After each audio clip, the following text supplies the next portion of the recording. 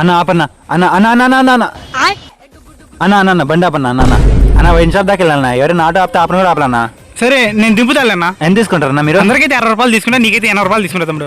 ఎన్నా? అందరికైతే 80, నీకైతే 60. ఆహా ఓకే అన్న. సరే ఎక్కువ.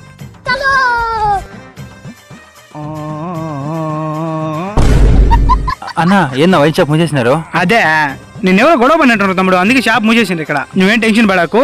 జస్ట్ 20 కిలోమీటర్ల దూరంలో పక్కనే వైన్ షాప్ ఉంది, నేను తీసుకోబోతాను. నీకు ఎందుకు? 20 కిలోమీటర్కి అయితే ఎంత తీసుకుంటారా? అందరికైతే 800 తీసుకుంటా, నీకైతే 300. చాలా పాపం. సరే అన్న. తమ్ముడు ఇక్కడ రోడ్డు బాగాలేదు, అదో ముందరే ఆనే వైన్ షాప్ పోయి తీసుకోరా. ఇన్ని ఉంటా. ఓకే అన్న. చెప్పమావా? రే ఇప్పుడే మనూరు వైన్ షాప్ కాడికి వచ్చా, నీకేం కావాలో చెప్పు తీసుకొని వస్తా. మనూరు వైన్ షాప్ దగ్గర ఉన్నావా? రే ఇందాక నేను వచ్చింటే మూసేసినారు కదా. మనూరు వైన్ షాప్ మూసేసినరా? ఎన్నిటికి వచ్చినరా నువ్వు? 9 అనుకుంటా. ఓరి దిక్కన అక్కడ షాపులు తెరిచేదే 10కి అయితే నువ్వు 9కి వచ్చి ఏం మిగ్దామని.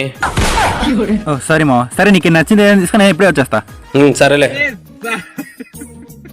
ఈ నా కొడుకు నాకు మాయ మాటలు చెప్పి ఇంత దూరం తీసుకొచ్చాడు. ఇది కూడా మూసేసినారని చెప్తే వాడు నిజ స్వరూపం చూడొచ్చు.